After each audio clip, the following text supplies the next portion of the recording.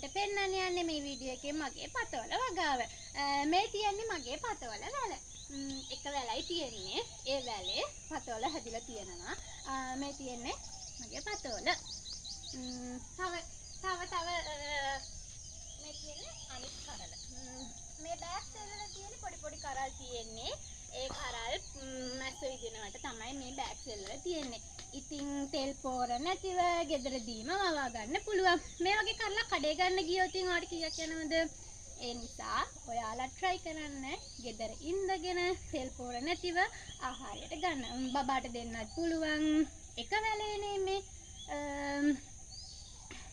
තමන් ඉඳගෙන තමන්ම වස්සන නෙලා ගන්නකොට හිතට චූටි සතුටක් දැනෙනවා. ඉතින් ඔන්න මම මගේ පතවල කරල් දෙක කඩන්න යන්නේ. අපි එහෙනම් මේක කඩමු. හරි. මේ තියන්නේ මගේ එක පතවල කරල.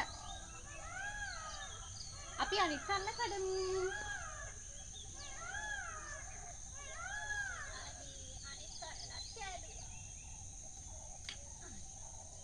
මේ තියන්නේ අනිත් කරල. කරල් දෙකම මෙන් තියන්නේ. කඩේ ගන්න ගියත් අපිට කී ගාණක් ඇයිද? තෙල් පොර නැතුව ගෙදරදීම වවා ගන්න පුළුවන්.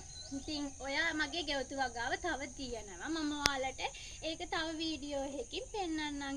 ඒ නිසා ඔයාලා try කරන්න. මම වගේ මේ විදිහට පොඩි ඉඩක ගෙවතු වගාවක් දාගෙන මේ වගේ අසන්නක් නෙලා ගන්න. ඉතින් බලන්න මේ අත් එක්ක. හරි. මේ තියන්නේ පතවල කරල් දෙක. එයාට ආස හිතලා එයා ගත්තා. එහෙනම් ළමයි ඔයාලා try කරන්න මේ වගේ ගෙවතු වගාවක් කරගෙන මේ වගේ පොඩි අස්සන්නක් නෙලා ගන්න. එහෙනම් ඊළඟ පාර වීඩියෝ එකේදී මම ඔයාලට තව දෙයක් පෙන්නන්නම්. එහෙනම් ගිහින් එන්න. බයි.